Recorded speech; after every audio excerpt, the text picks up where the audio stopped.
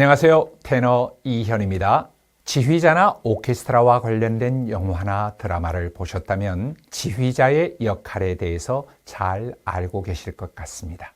지휘자는 일반적으로 여러 악기 혹은 여러 사람이 함께 연주할 때 전체를 통솔하고 아우르는 역할을 하는 사람입니다.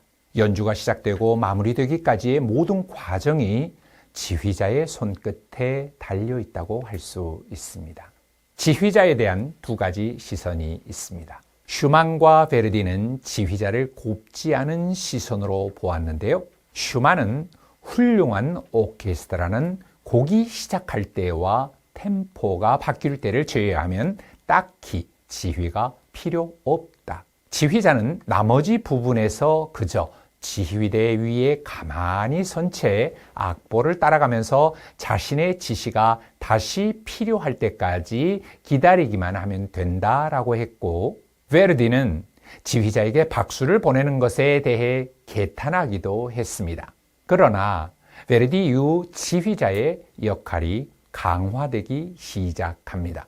작곡 기법의 발달과 악상, 기호, 템포 변화가 다양해지고 악기도 발달되면서 지휘자의 필요성이 절실해졌고, 또 다양한 스타일의 스타 지휘자가 탄생하게 되면서 오케스트라는 단에 상응하는 지휘자를 요구하게 되었습니다. 오케스트라나 합창에서나 미세하게, 때로는 유려하고 거친 듯 박력 있게 보이는 지휘자이지만 그 움직임이 하나하나의 연주자들이 일체가 되어 소리를 만들어가는 모습을 보고 있노라면 경외감마저 듭니다. 지휘자는 단원 전체를 통솔하고 이끌어가면서 음악적인 조화를 만들어냅니다. 지휘자 한스 폰 윌러 같은 사람은 오케스트라 단원들에게 악보를 외우게 하고 보지 못하도록 일어서서 연주하게 했습니다. 그러한 리더십을 위해서 지휘자는 음악 이론뿐만 아니라 성악이나 악기의 특성을 모두 이해하고 최상의 음을 끌어내야 하는 마이스터가 되어야 합니다. 그래서 지휘자를 호칭할 때 마에스트로라는 말을 사용합니다. 지휘자와 관련된 재밌는 스토리를 이어가 봅니다. 고대 그리스에서는 발을 구르는 형식 또는 손바닥을 치는 형식으로 박자를 맞추었습니다. 그러다가 르네상스 시기에 지팡이로 바닥을 치는 방식을 썼고요. 독일의 베버에 의해 짧게 종이를 말아서 사용하게 되었습니다. 현재의 지휘봉처럼 막대기 형태는 펠릭스 멘델스존이 처음 사용하였습니다. 물론 그 이전에 본격적인 직업 지휘자의 문을 연 한스 폰 윌러가 있습니다. 그만큼 지휘자는 체력적으로 남달라야 했고 작곡자가 지휘를 하던 전통을 바꾼 사람이었습니다. 그는 리스트와 견줄 수 있는 피아니스트였습니다. 르네상스 시기에 루이 14세의 궁정악장이던 장 바프티스트 릴리는 나무 막대기 지휘봉으로 바닥을 치다가 잘못하여 자신의 발등에 상처를 입혔고 치료를 필요로 했지만 발레리노이기도 했던 자신의 발가락을 수술할 수 없어 거부하다가 파상풍으로 숨지는 일도 있었습니다. 세계적인 오케스트라뿐 아니라 일정 규모를 갖춘 오케스트라는 여러 명의 지휘자를 두고 있습니다. 보통 상임 지휘자는 그중 수석 지휘자의 역할을 맡고 있고 음악 총감독을 맡기도 합니다. 그가 속한 오케스트라를 대표합니다. 단원들의 해촉이나 연주 프로그램, 협연자 등 음악의 질적 향상의 전권을 가지고 있습니다. 상임 지휘자 밑에는 부지휘자가 있습니다. 상임 지휘자는 다른 오케스트라의 객원 지휘도 가능합니다. 특정 연주를 위해서 초빙된 지휘자를 객원 지휘자라고 합니다. 카펠라는 예배를 뜻하고 마이스터는 장인의 의미가 있습니다.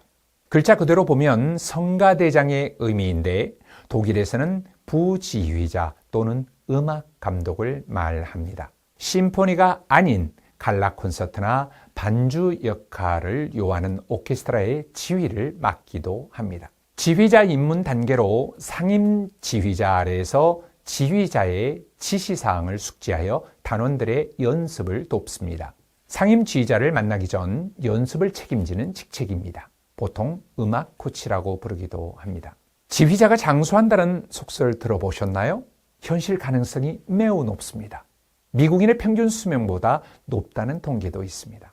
세계적인 지휘자들 중에는 생존해 있는 고령의 지휘자가 다수 있습니다. 이는 지휘 동작일 수도 있고 음악적 완성도에 따른 심리적 충족감일 수도 있을 것입니다. 음악 치료가 있듯이 그 음악을 완성해낸 마에스트로 스스로가 치료의 주체가 될 수 있지 않을까요? 우리가 잘 알고 있는 아르투로 토스카니니는 90세, 헤르베르트 폰 카라얀은 81세, 로린 마젤은 84세까지 살았고 다니엘 바렌보임은 80세인데도 여전히 활동 중입니다. 대구 오페라 축제에도 왔었던 다니엘 오레는 현재 69세이니 지휘자로서는 청년의 나이인 것 같습니다. 합창 지휘자에게 요구되는 것들 또한 오케스트라 지휘자의 그것과 다를 바가 없습니다.